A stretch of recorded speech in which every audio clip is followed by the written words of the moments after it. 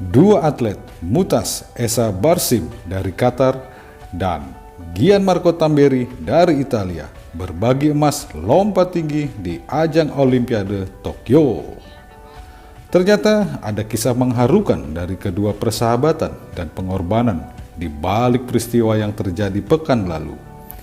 Kedua atlet tersebut berlomba di Olympic Stadium pada 1 Agustus 2021.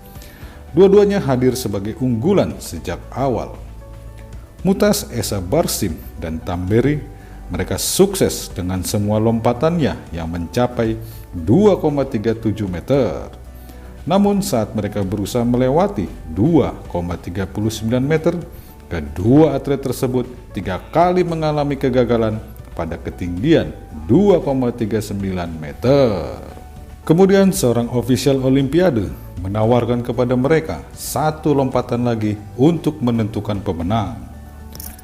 Kemudian Barsim bertanya kepada ofisial tersebut, "Apa bisa ada 2 emas?" Tanpa diduga, ofisial itu pun mengizinkan kedua atlet tersebut memperoleh medali emas secara bersamaan.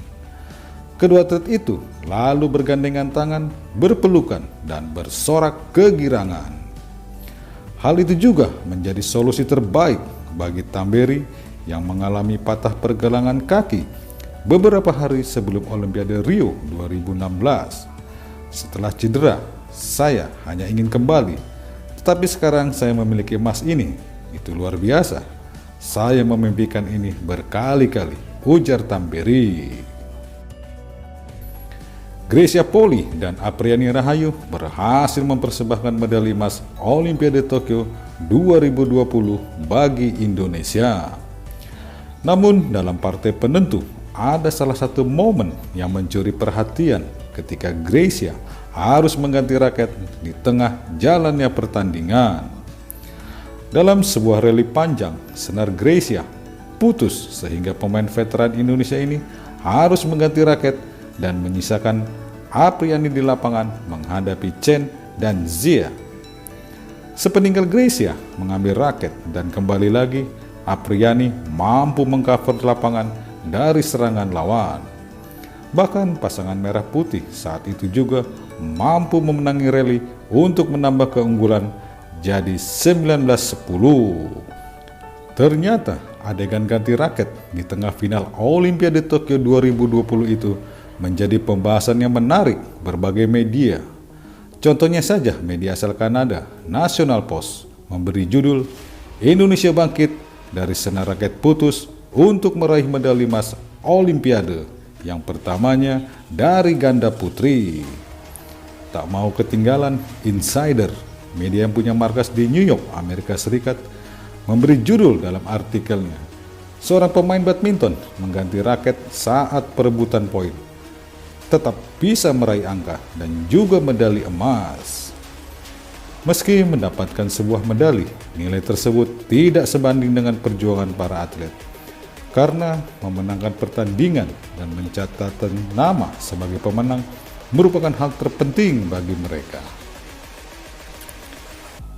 Olimpiade Tokyo 2020 adalah pertama dalam sejarah tanpa penonton yang hadir di stadion. International Olympic Committee pada 8 Juli mengumumkan bahwa Olimpiade 2020 akan berlangsung tanpa kehadiran penonton, termasuk upacara pembukaan dan penutupan Olimpiade. Dengan demikian, Olimpiade Tokyo 2020 adalah Olimpiade pertama dalam sejarah yang tidak dapat ditonton langsung. Keputusan itu dibuat setelah Perdana Menteri Jepang Yoshihide Suga mengumumkan keadaan darurat di Prefektur Tokyo, Kanagawa, Chiba, dan Saitama. Keadaan darurat akan berlangsung hingga 22 Agustus, 2 minggu setelah berakhirnya Olimpiade. Di upacara pembukaan Olimpiade Tokyo 2020, atlet selancar Indonesia Rio Waida mendapat kehormatan untuk membawa bendera Indonesia. Rio Waida mengenakan busana Bali dengan sandal tatami khas Jepang saat upacara pembukaan Olimpiade Tokyo 2020. Mungkin banyak yang belum tahu bahwa ternyata atlet selancar kelahiran tahun 2000 tersebut berdarah Jepang. Ayah Rio Waida berasal dari Jember, Jawa Timur, sedangkan ibunya berasal dari Jepang. Ia lahir dan tinggal di Jepang hingga usia 5 tahun, kemudian pindah ke Bali. Di Pulau Dewata, orang tua Rio yang juga peselancar memperkenalkan olahraga tersebut kepada anaknya. Dua pelatih Belarus harus dipulangkan oleh Komite Olimpiade Internasional atau IOC setelah mereka berusaha memaksa sprinter Kristina Tsimanouskaya kembali ke Minsk. Tsimanouskaya awalnya mengunggah video yang mengkritik keputusan pelatih karena tanpa sepengetahuan sang atlet memasukkannya ke cabang olahraga estafet 400 meter putri. Akibat video kritik tersebut, Tsimanouskaya mendapat intimidasi dari dua pelatih Belarus dan memaksanya pulang. Namun dia enggan menuruti perintah tersebut. Masalah tidak berhenti hingga akhirnya Tsimanouskaya bersuara minta perlindungan dari berbagai negara. Beruntung baginya, Polandia dan Ceko bersedia menawari suaka untuk Tsimanouskaya. Pada Rabu 4 Agustus 2021, Tsimanouskaya tiba di Warsawa, Polandia dengan visa kemanusiaan. Tsimanouskaya mengatakan kepada Dewi di Warsawa bahwa dia mendapat dukungan dari seluruh dunia. Sekarang saya mendapat dukungan dari seluruh dunia dan dukungan itu membuat saya jauh lebih kuat, ujar Tsimanouskaya.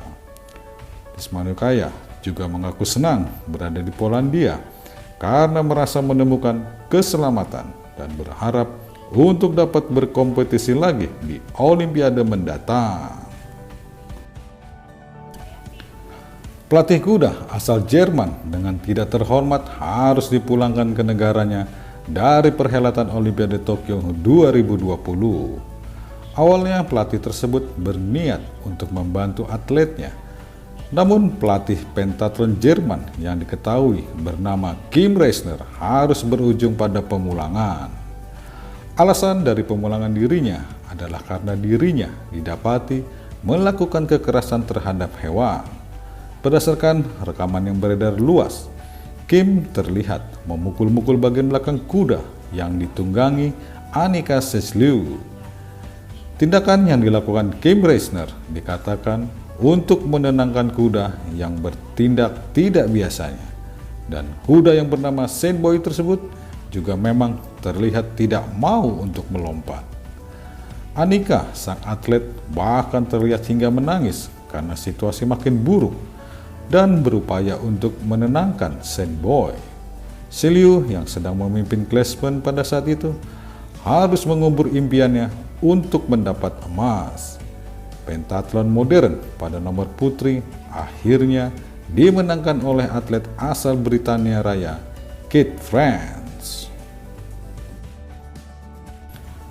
Salah satu perenang putri andalan Australia, Emma McKeown, menjadi sosok dengan koleksi medali terbanyak di Olimpiade Tokyo 2020. Perempuan 27 tahun itu sukses menyabet total 7 medali dengan rincian 4 medali emas dan 3 medali perunggu.